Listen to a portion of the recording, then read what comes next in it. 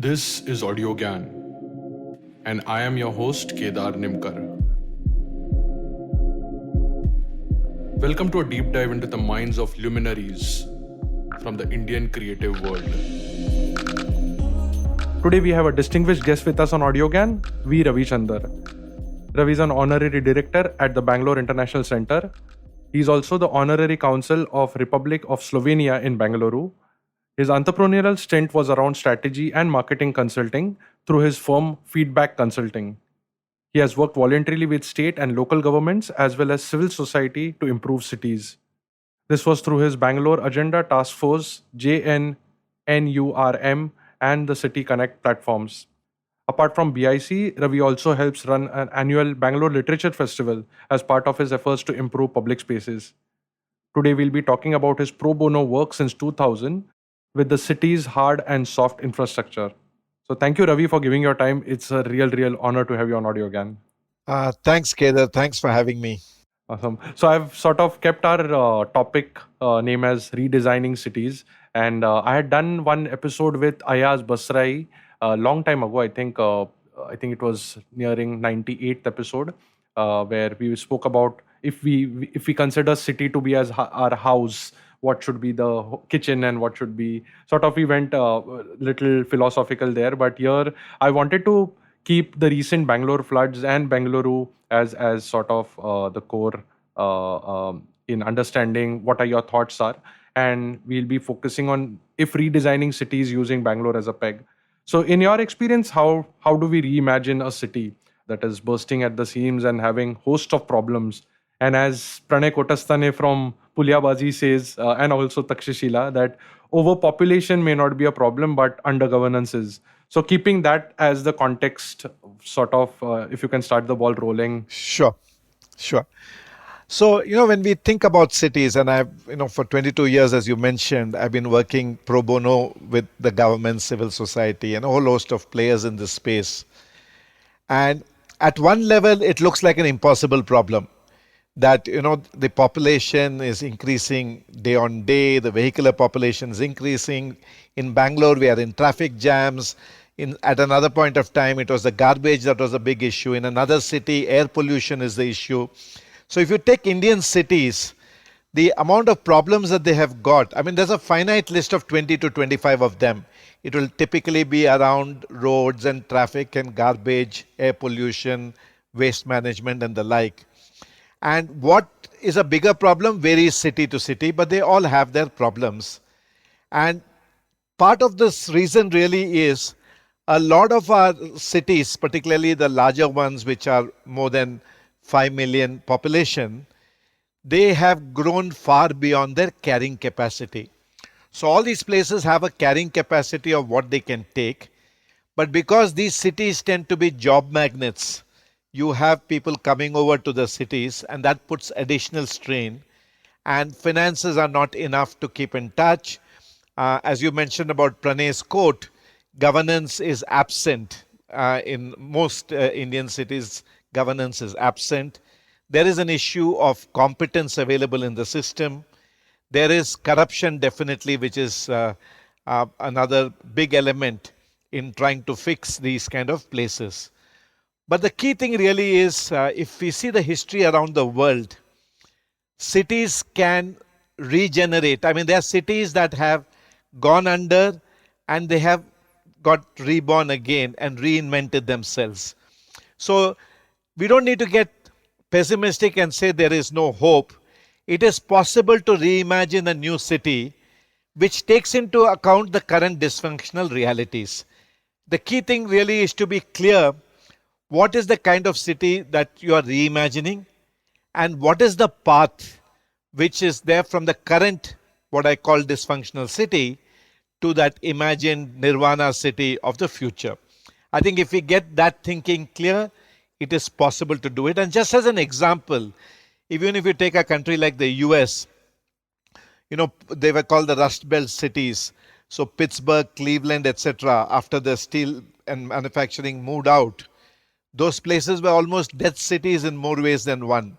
The rivers were polluted. Even a place like Singapore that we take as example today, that why can't we be like that? About 40 years ago, 50 years ago, it was a swamp in many places. I mean, the Singapore River was so toxic. It was, I think, worse than Bengaluru Lake in Bangalore.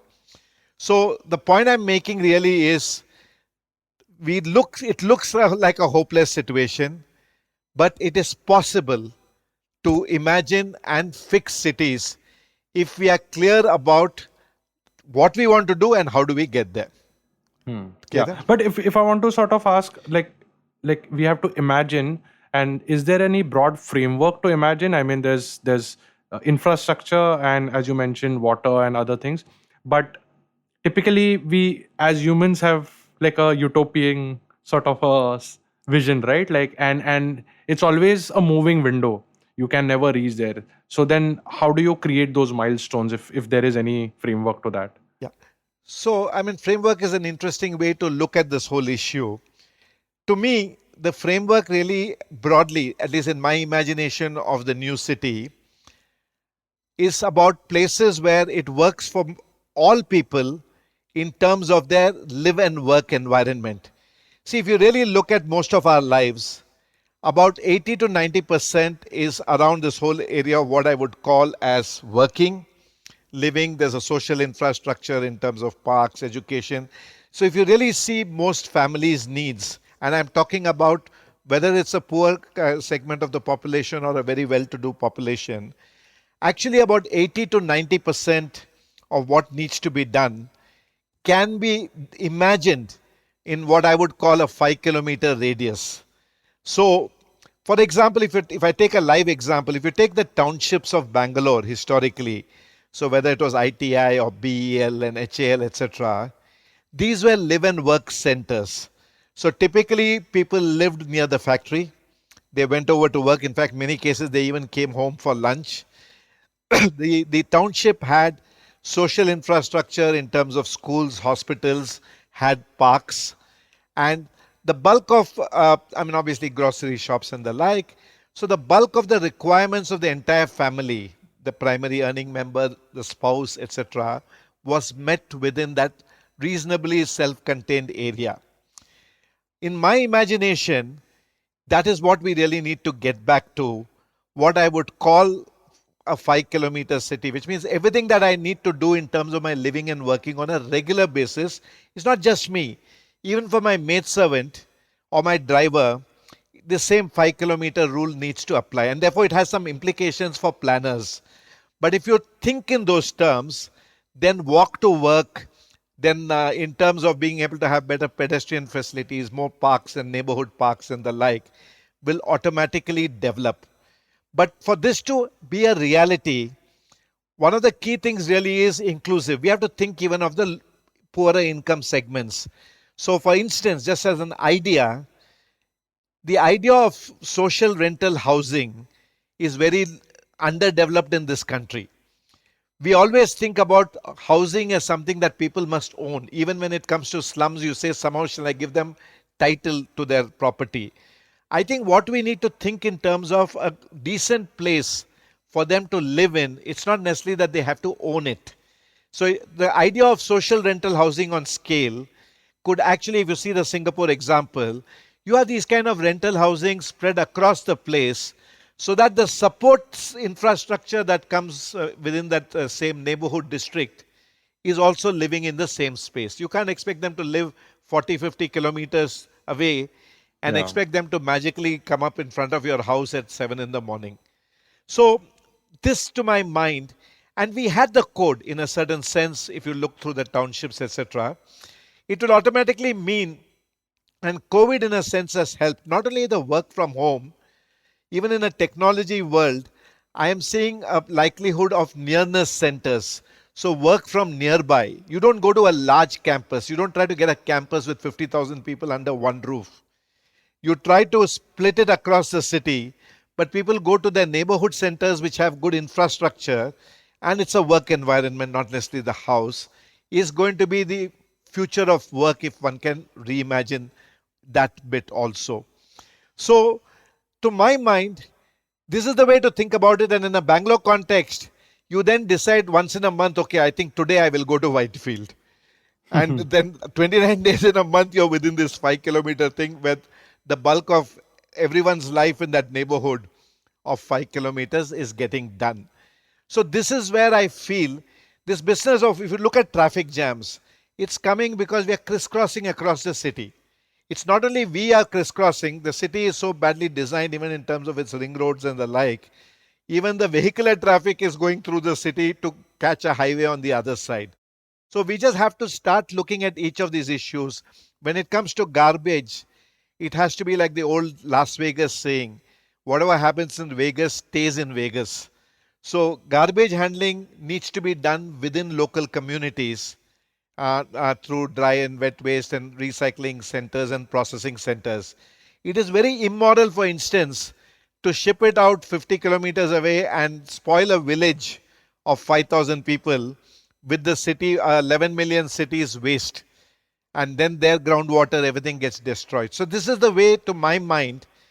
So it's possible to do it, but you need some guiding principles in terms of what does quality of life or quality of living in a city mean. What does it mean for somebody who is poor, who is middle class, who is rich?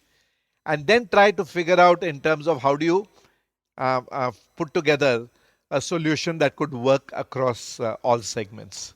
Yeah. That's a great way to put it. And I want to circle back on this guiding principles bit, that who makes these, should they be top down or bottom up? But just wanted to have a small plug here that I interviewed uh, Dhaval Usher in the topic was Mumbai transportation. It is episode number 206, which I'll plug in, and he nicely sort of mentioned about that there are these pockets within a city as well, and you these are typically business hubs. So you create someone like something like a Whitefield, and then like something like a JP Nagar, and then a person has to travel daily, but nobody's again thinking of making it further decentralized and creating smaller hubs. So and then we, I think he nicely put it that we first start off with sort of one ways, then you add signals, then you build bridges, then you keep just adding stuff. Nobody like takes a step back and first principle thinking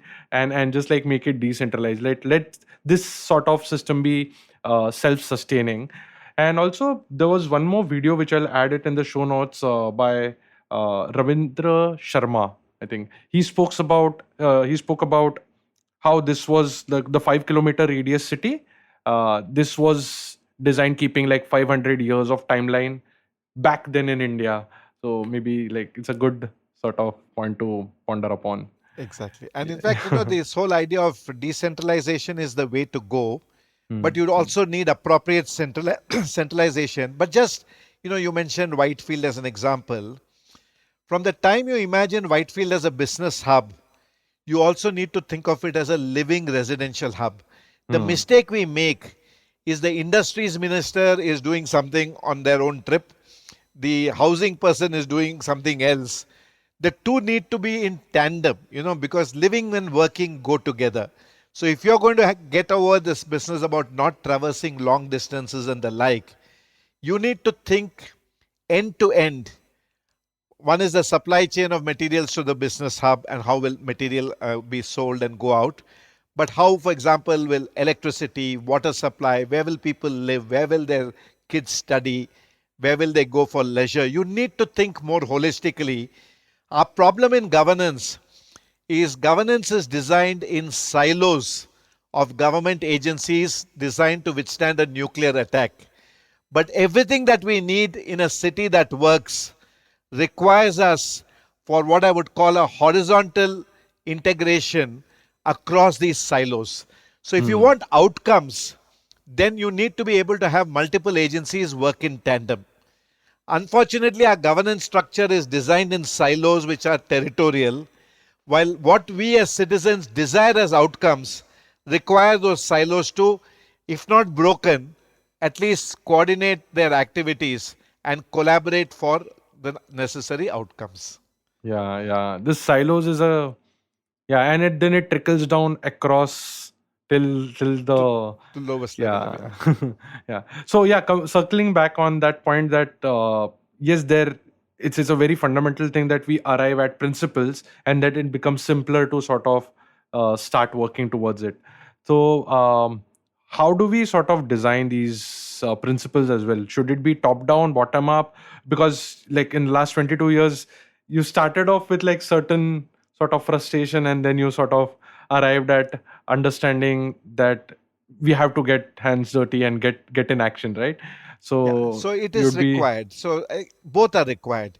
Each we have to be clear what is the role of top down, what is the role of bottom up, what is the role of voice of the citizen, and what is the role of the elected reps. We have to have that clarity. Now, essentially, there is, I mean, purely from a design principle of a city, there is something called the subsidiarity, rule or the principle hierarchy. You basically say that what you can do at the lowest level of governance, a ward or a local area kind of thing, do it at that area. What you cannot do at that area, do it at an interim layer. What cannot be done even at the interim layer, take it to the apex layer as an activity. So let me give this with an example. sure. If you take garbage management, it is possible to decentralize at the lowest level and manage it locally. You could do composting, you could do local driver center recycling, it can be decentralized. But if you take something like public transport, take the metro, take a bus service, they are normally thought of in regional terms. You can't just plan for metro or a bus service within 5 roads or something. You Yeah. tend to do it at the apex level. So transportation by nature will be an apex level decision and taken. But garbage and some other issues, let's say related to street lighting of an area or a safety, it's possible to decentralize and think. So if you follow the principle of subsidiarity, you will get to where you want to. You Hmm. also have what I would call as an activity mapping as a principle when you think about these things. Anything that you want to do, there are about 5 or 6 parameters on which you have to clarity who is the owner of that. For instance, who is the top person taking the decision in respect of that? Who is the funding authority? Who is the planning authority? Who is the person tasked with implementation? What is the role of the local corporator? What is the rights of the local citizen in the context of that? You need to do that activity mapping. That itself will make it clear to you which are the ones where the bottoms up planning approach will work very well, and which are the ones where top down to a certain extent will be required. At heart, a basic guiding principle is voice of the citizen. Citizen participation, as it is loosely called, is really something fundamental. You can't sit in ivory towers and Vidhan Saudas, etc., and basically think that the place works. It doesn't. It works for people with those kind of perks. So, and the people who can tell you what life is like on the ground are the people who are suffering the pain. So, you need a principle which clearly says that there will be citizen participation. And while it is difficult to make sure everybody's voices are taken into account, they need to be heard and you need to find a compromise. The other principle, for example, I was involved in these tender sure roads in Bangalore, where we had a basic principle. Let's be clear who's the primary customer on the street. And in my view, that is the pedestrian. And Hmm. the hierarchy of customers, the pedestrian is the most important, followed by the cyclist, followed by the person who's using public transport, followed by the motor vehicle user. So, a guiding principle is if you have this clarity, when you're designing roads, you'll make sure there's a minimum footpath for the person to walk on. When the person has to cross the road, you will not do an overbridge. You'll actually get the traffic to calm with a signal, and you'll get the pedestrian to cross at grade. Because there are trade offs involved when you have principles, and the principles must guide the trade offs. Saying that, look, Beautiful. it is more important that I understand a highway kind of road, you obviously need over bridges because there's too risky with those. But within city roads, for example, pedestrians crossing at grade has to be a guiding principle. Hmm. So, for example, let's take about transport. The principle that you need to follow is yes, people need to move faster tomorrow than they moved yesterday, But in the process of moving faster, the number of accidents and deaths need to come down. So you have to find that balance, that just because you want to speed everybody up, including the person who can walk, doesn't mean you can sit with a higher or lower safety record. So there are always trade-offs and compromises. So I'm a great believer that what you really need is these kind of guiding sustainability, for example, an overused phrase, and particularly with climate change reality, is something which is a core guiding principle. That is, bulk of the food, vegetables, material must come from the nearby city neighborhood itself. It shouldn't be transported from long distances to the extent possible. You should be able to recycle, reuse material. All these have to be guiding principles as you decide what you are going to do. So that's a way to think about it, Kedar. Correct, correct. I mean, in theory, it makes a lot of sense, because after so many discussions with a lot of people, I see a pattern here. But then, what's wrong, or maybe what's sort of where are cities or government or even people falling short when it comes to implementation? I mean, Church Street is a great example that even everything is like designed keeping sort of pedestrian first, right from the main sort of the main road also. So there are only few sort of instances that we see that are well executed. Rest all it sort of digresses, or I don't know what happens. But have you observed Yes. where the gap is? Yeah. So examples like Church Street or St. Mark's Road or Residency Road, which were the initial roads, for example, these were meant to be example roads, hoping that these roads will make the next 500 roads similar. That was the whole idea. So these roads tend to be a little more ring fenced and taken care of. The reason why we are in a mess, broadly, there are, to my mind, about 5 to 6 reasons. One is it is not at all glamorous, but we have an absence of governance of our cities. You see, we have a constitutional birth defect. When the constitution was formed, there was the center and the state, and a lot of clarity about the relationship, roles, and responsibilities of the center and the state. And they had the concurrent lists and state lists and center lists. But unfortunately, when it came to the third tier of government, instead of specifying them as a third tier of government, they used the word that local bodies, and they made them the vassals of the state government. So whether it is the panchayat, the rural kind of situation, or the cities kind of situation, they are at the mercy of the state government.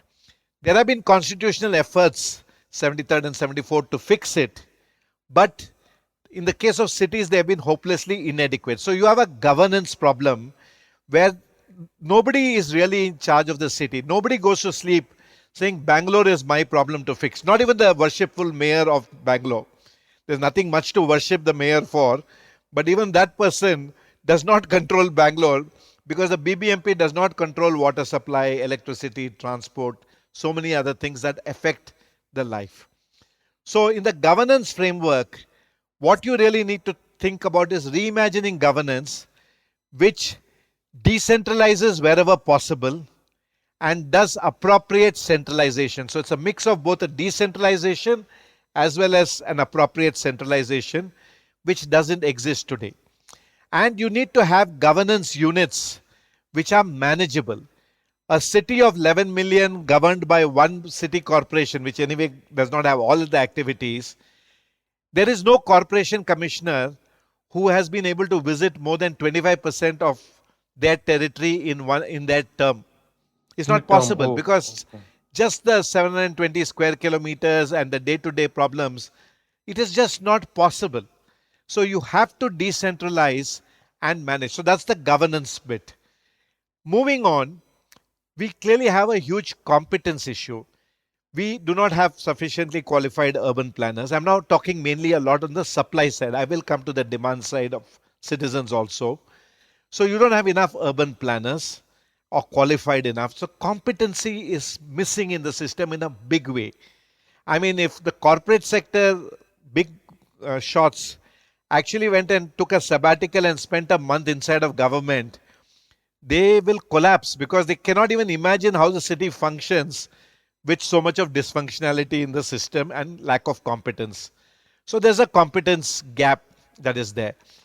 Corruption is huge. It's not just about the 40% that is being bandied about of late. It's even more, in my view, including the ghost works.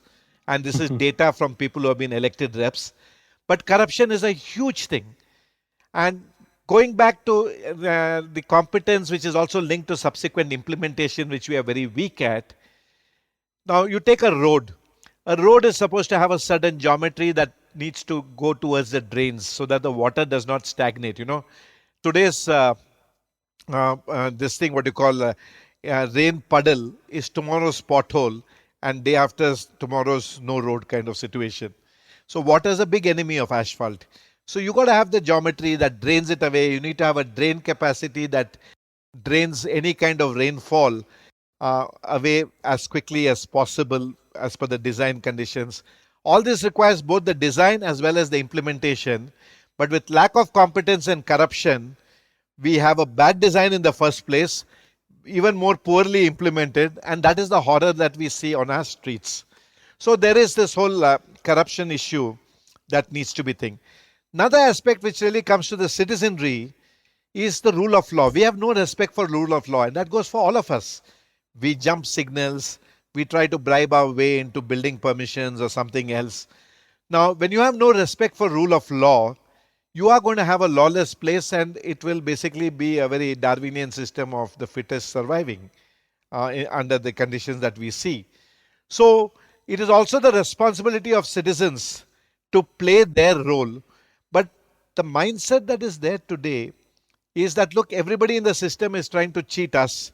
So better I cheat them rather than them cheating me. So we are all in this lockjam, dance to the Situation. bottom between all of us. So that really are some of the issues that need to be fixed. And I have some thoughts about how potentially we could work on some of these elements. Yes, yes. And in fact, like in the end, I have this आपसे like Puliyabaazi से ही सुना हुआ है like समाज सरकार and बाजार. So we'll come to that. Just like wanted to understand how did the floods happen? I mean, is it because of the silos or because it is everything put together? And any sort of ways that we can prevent this in the future, which happened recently in Bangalore? So floods is a very good example to see why we are the way we are. If I have to summarize why we had this kind of flooding incident, if I'm allowed only one reason, the primary reason is we historically have not respected nature's contours. Water flows from higher areas to lower areas is a God-given truth. But if you play around with that, if you build on low-lying areas, if the path of the water is blocked, it's encroached, you are going to have a problem. So not respecting nature's lines as you went about your development model is the primary reason that you have had the floods, the primary reason. I mean, it could be an encroachment on a stormwater drain. It could be, building in low-lying areas and therefore breached lakes tend to flood those places, whatever. So we didn't respect nature's lines is the starting point of why this happens. Second, the rainfall characteristics have been changing over the years. Now, historically, if you see the textbooks, even today in classrooms, they say, assume an average peak rainfall of 75 millimeters per hour while designing anything, the drains, etc. But in reality, if you see the last 20 years data, the average peak rainfall is closer to 125 to 150 millimeters per hour. So it is almost 70 to 100% more than what is your theoretical. And I'm not even going with the terrible implementation of 75 millimeters per hour. So that is, of course, a problem. So you have things that are not properly designed to evacuate the water that is there.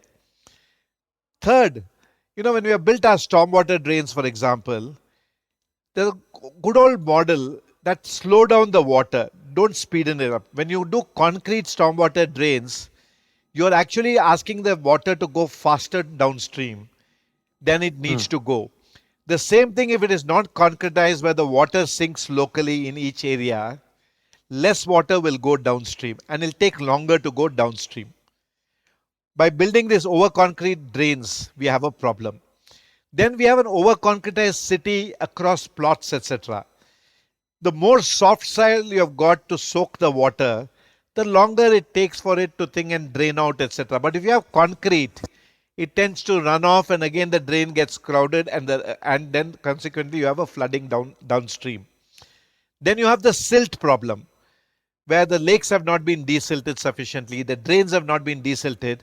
So even assuming you calculated a drain right for 75 millimeters per hour, which is not right in the first place, you did now, because it is silted up 50%, its capacity has dropped again. So you're having a higher rainfall, lower capacity because of silt. Then sewage. Sewage is meant to go to sewage treatment plants, but instead they are landing up here and taking up prime space in what should have been a pure rainwater flow kind of drain. Then you have the encroachments, where people have half the width of the drain and encroached it to build their own properties, etc. And I could go on, but you get a sense of all this is a disaster waiting to happen. And I always have said for the last many years that Bangalore's Surat moment, Surat had the plague, but for us it is going to be flooding and repeated flooding. Till we get to respecting nature's lines and reimagine and redesign the city, saying that I cannot violate these basic principles of nature and I cannot invoke nature's fury, this is going to repeat itself. Yeah, but it's sign like I know you're in the system, so and you have thought about it methodically, so you can solve it. But any sort of ways or ways we can prevent this, or at least because yeah, like just like destructing and sort of moving buildings away is not the solution, right? So No. how can it See, be? so basically, the way back in the short term, fundamentally, we spoke about principles earlier, we have to take a watershed management principle. The problem, we have knee-jerk reaction. Okay, there was a problem in Bengaluru area, let's do something in Bengaluru. It is not the way to look at it. You have to look at a watershed area and say this watershed of, let's say, 50 square kilometers, what is a comprehensive solution for the watershed area? If you do watershed by watershed, maybe you're looking at 7, 8 watersheds across Bangalore, which, so my first point really is you have to think in terms of a larger watershed for which you fix the problem and not a point solution for somewhere where the flooding happened. Because next time the flooding will happen somewhere else. So you need a watershed approach. Some amount of buildings which are restricting flow of the water from the high stream to the midstream to the lower lakes, they have to go. You can give them compensation, you can give them some other place. There is the principle of the larger public good here. That if the larger public good is more people are getting things just because if your house has shrunk the stormwater drain by 50% there. So there is a certain proportion, all need not go. But there are some that are impossible to save because they are fundamentally in the path of the water that needs to flow and you can't afford a constriction out there. That's a necessary condition. The third one is this desilting. We have to have a protocol and requires honesty because desilting is another area of corruption where nobody knows how much was desilted and the like.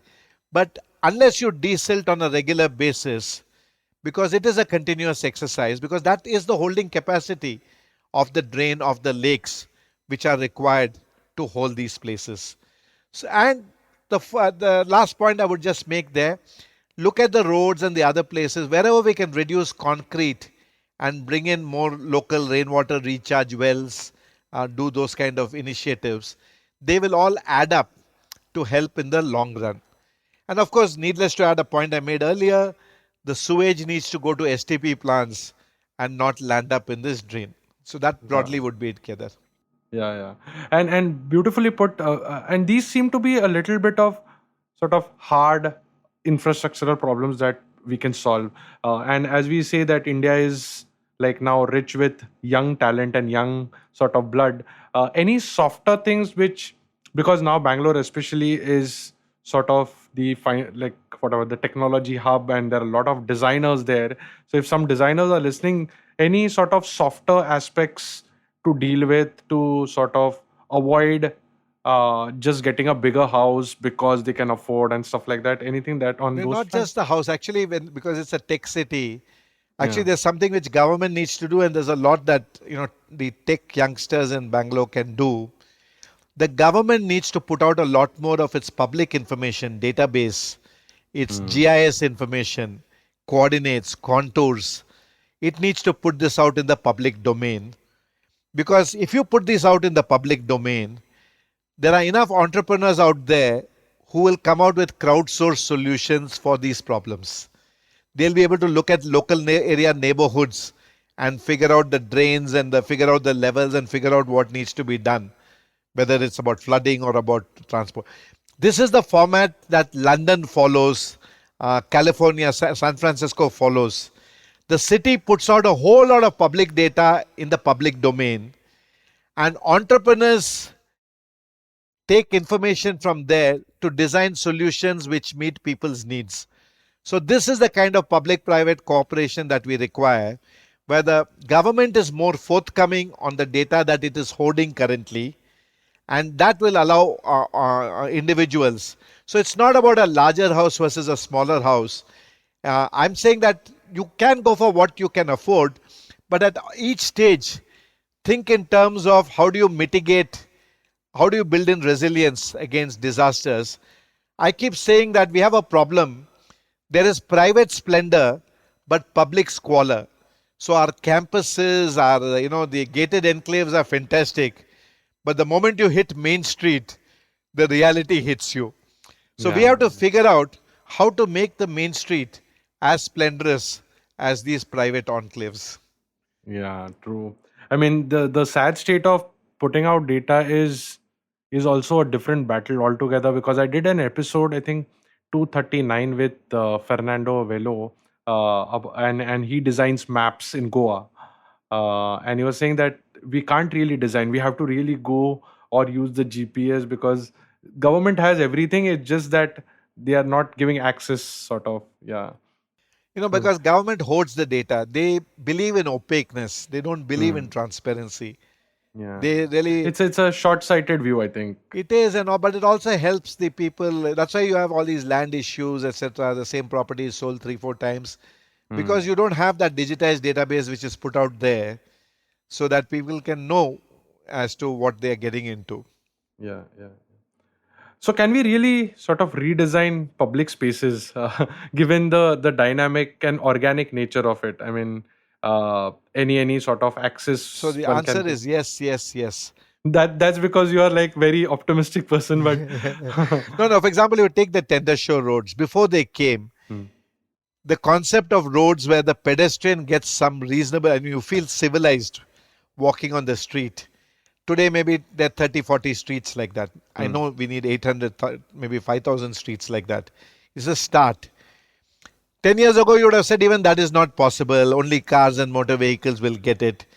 So the point really is, it is possible to redesign, but it requires a few underlying conditions for it to happen.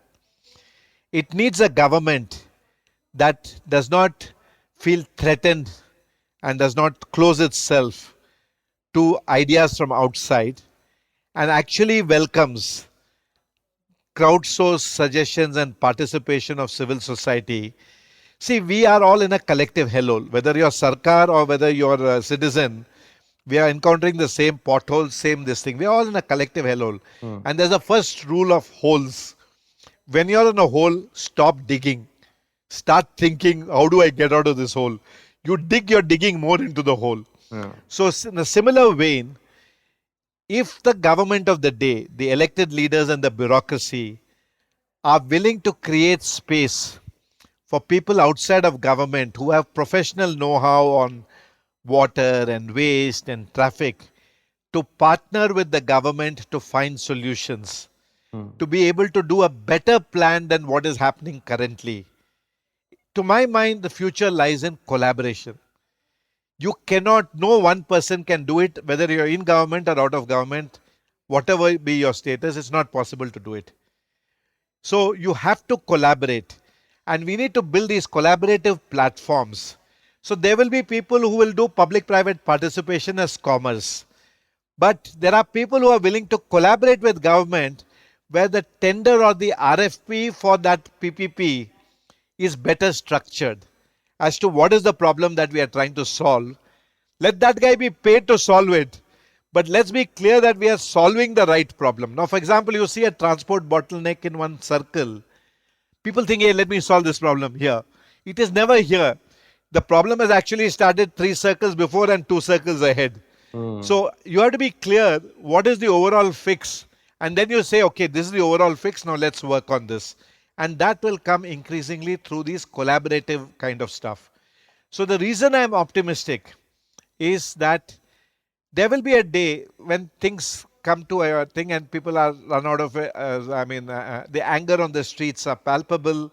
Then suddenly people will say, boss, we need to do something. And at that time, they'll be willing listeners of a solution that was being articulated some 10, 20 years ago. But there's always a time for it. It's like the liberalization of 91. It's not that you didn't know before it was required. But there is a time when it all comes together. So, like even when we did the property tax reform, of which I was a part of in the Bangalore Agenda Task Force, the time was ripe. The then Chief Minister, S.M. Krishna, was behind the whole thing, saying, let's go for this kind of property tax system. And 20 years on, it's become hard-coded in the system, the self-assessment scheme of property tax.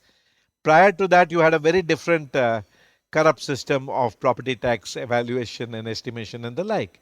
So it is possible, but it requires, to my mind, an enlightened leadership, a bureaucracy which is also willing partner in this thing, and an active citizenry which is willing to partner.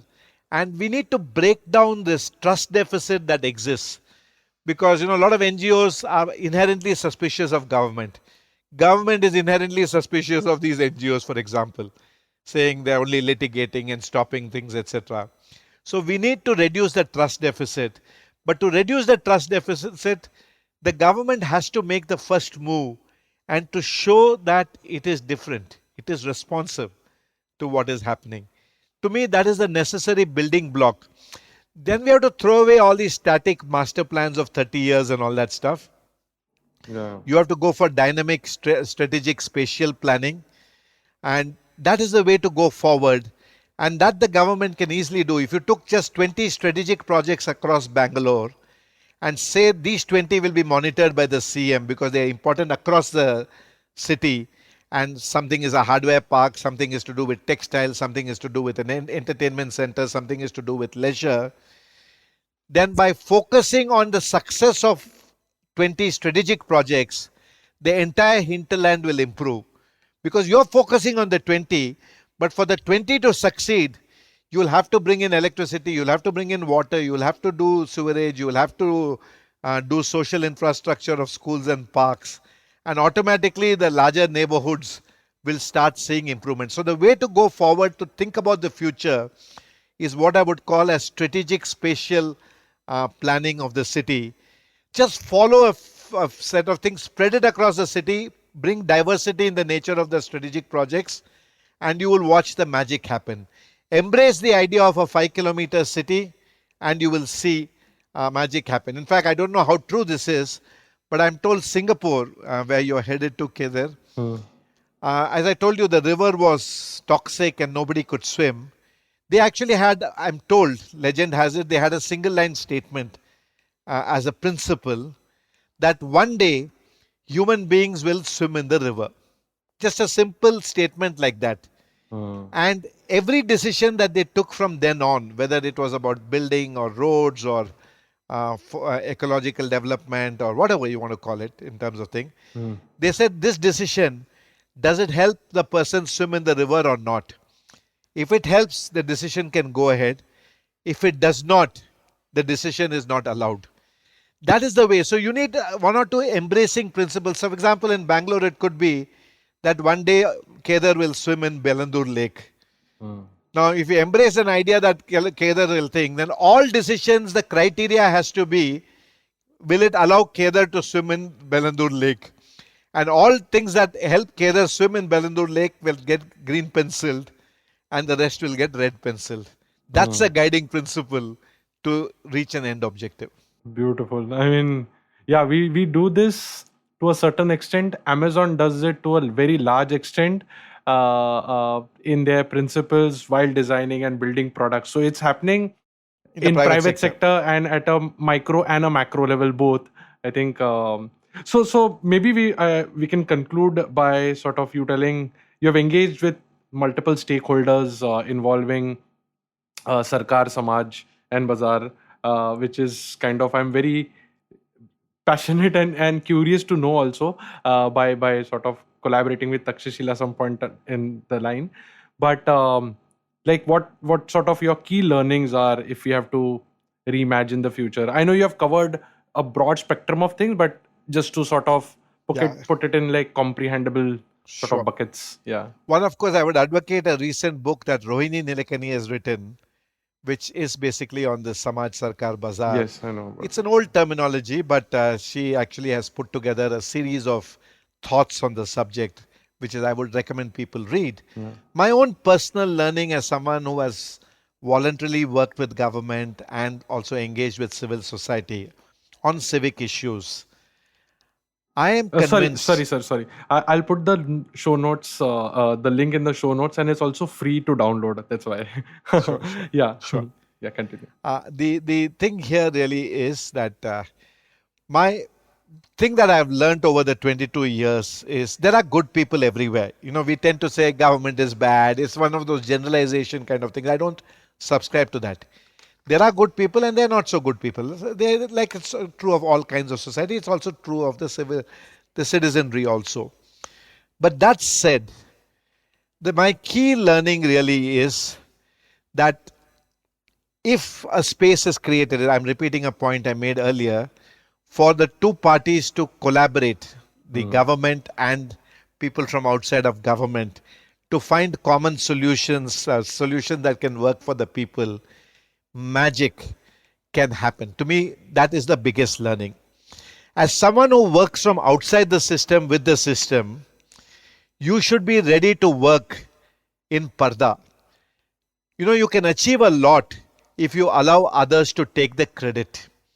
If you stand up and say, hey, I did this, there are 10 people ready to pull you down saying you didn't do it, I did it, or somebody else did it. But if you care for the outcome and not for the credit, and let the person who actually stands to gain by taking credit, but is also taking the biggest risk by taking on that experiment, let that person be the face of it and let them take the credit. And you're ready to work in the shadows, you can achieve a lot.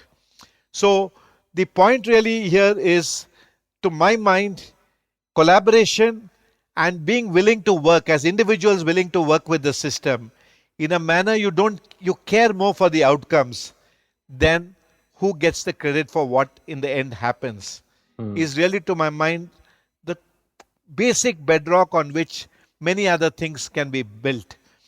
The other thing in this whole thing is that, you know, when you're working with the system, you know, we have all conflicted agendas. You have your own personal interests on why you're doing something, etc. It works if you're literally agenda less except the outcome. If you want something else in return while this engagement, etc., then life gets very complicated. So another thing in this whole space, and people are quick to figure out, are you here in this place working with the goodness of your heart and not expecting anything else in return, or you're actually interested in something else? They are smart enough to figure this out in terms of this thing. So the chances of success are more. My whole belief really is there's a part of our life which is transactional, money oriented, all that is happening. So those are, I mean, the income expert. We are doing that. Can each of us in our own limited way craft a part of our lives where we don't get transactional about what's in it for me, but think in terms of what's in it for the larger society? So it's about the be good, do good kind of philosophy. And you don't do this because you want to feel good or great about something. You want to do it because this is the right thing to do. And you know, my involvement of 22 years, my biggest thing has been, people say, haven't you ever thought of giving up working with government day in and day out, trying to do this? And I have lost more battles than I have won. And I have said, actually, no, I never saw this as a sacrifice. I saw this as something I liked doing. It used to get me out of bed, even though the previous day was a disappointment. Next day you say it's another day, let me again take a shot at something else. You need that positive attitude to look at the bright side of what's possible rather than be bogged down by what's, well, almost impossible. So Yeah. that's the way to think about it. And if you approach it in that manner, so I always tell people, when you're doing things for the larger good, it's not a sacrifice. In fact, in my 22 years of involvement, I personally think, personally, I have got much more than what I have given. And that has been just personal satisfaction that, hey, this was a challenging task, it was engaging, and when some success happened, it was gratifying. That's happiness enough Yeah. to It, be it at it it. sounds a little bit counterintuitive in the beginning when you start doing it, but once you get that, I mean, we have this roti kapda makan and then whatever, then maybe arts, right? So I think um people are sort of struggling with these basic necessities, and that's why that crafting out a certain part of your life or certain like section of your like time in your like day-to-day routine or whatever, it becomes challenging. But if you consciously take that call, I think it balances out eventually. Exactly. Even Yeah. just working with your resident welfare association, working with somebody, helping out, volunteering at Yeah. a school nearby, Yeah. 2 hours a week, doesn't matter. But you'll find as you engage, I used to be in a business where I used to help companies strategize on how to make more money in the Indian market. So I was really in the strategic consulting and market entry decisions and business growth decisions. But trust me, doing something on property tax or trying to do these tender show roads were 100 times more gratifying Yeah. than helping some company make 5x more revenue for which you got paid. But this, you never didn't even get paid, but the satisfaction is a very different kind of satisfaction and well worth it when you experience that high. Correct, correct, correct. Cool. And one last question is that then how does sort of market play in this in the collaboration piece? Do they sort of champion from the Samaj side, or sort of how what role? And this is mainly again for mainly if you entrepreneurs and startup folks are listening to this, they have like good capital today. They have some influencing power. So how can these sort of, yeah, like the market, how Good. can sort of play a role in this? So, in fact, in fact, I didn't elaborate this earlier at all. So, the City Connect platform that I set up and it was operational in 5 cities was for the market business to work with government on improving cities. That was what the City Connect idea was. And my case to the market was the following: you are doing whatever you need to do to be successful, but in your balance sheet, there is one item in your profit and loss expense, there is one item that is not there, which is the loss in profits because of the lack of productivity in the city. It's a huge amount, whether you're caught in traffic, etc. And my case to the business has always been, and that is how Tender Show and all which they supported came about, saying it is in your interest to ensure the city works. Because if the city works, you will have more productive employees. The spouses of your most productive employee will not want to leave the city. Overall, you will actually stand to gain if the larger city works. So think in terms of what can you do for the improving the larger city, not just about your own plant or your own Campus. campus or whatever. Because by helping the larger thing, in a way, you are helping your own business, and because of the lack of competency, etc., you can bring it to the table.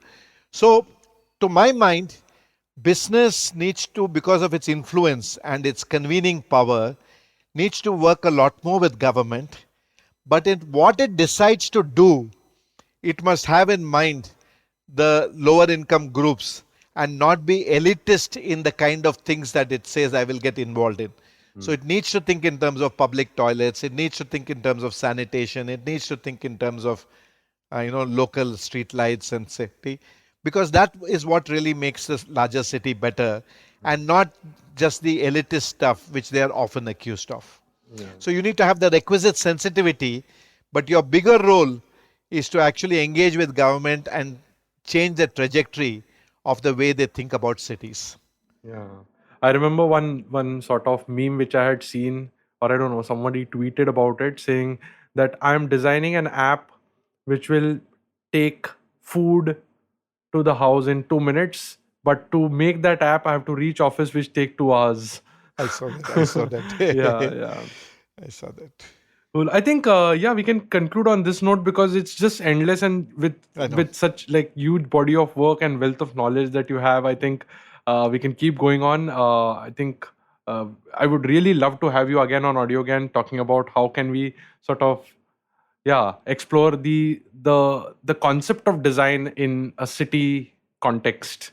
Yeah, in fact, my current love, Kedar, there is what I call the soft infrastructure.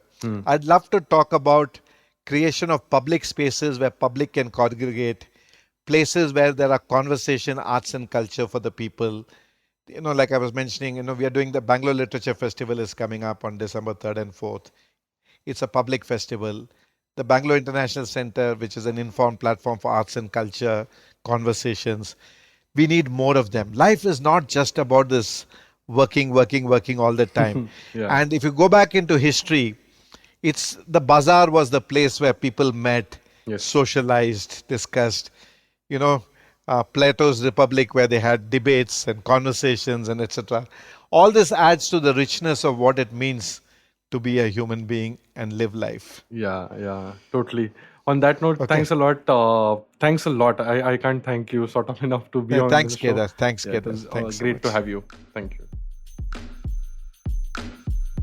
And that's it from today's Gyan session. For show notes and more Gyan, visit audiogyan.com. And if you wish to connect with me, I am at Audiogyan Moments on Instagram. Until then, take care.